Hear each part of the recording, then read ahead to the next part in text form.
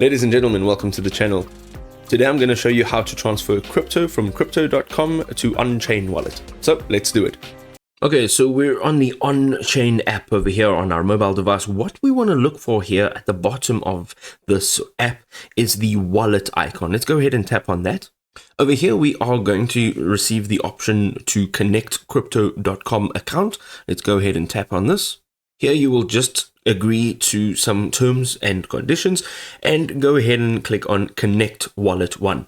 They will send you an email stating that you need to verify your account. So jump into your email account, tap on the Connect, and you'll find yourself back over here. You'll see it says connection successful. You can now go ahead and just tap on Got It. You'll now also notice that within the Wallet tab on the Onchain wallet, you will not have the option to connect crypto.com any longer because it's already connected. So jumping into crypto.com now, we're going to jump into the bottom tab that says Accounts. Right at the bottom, you will tap on Crypto. Here you're going to go ahead and select the cryptocurrency that you would like to transfer. On the top right hand side, you will tap on Transfer and then you will tap on Withdraw. From here, this menu will offer you a few options. Of course, we're looking for crypto.com on-chain.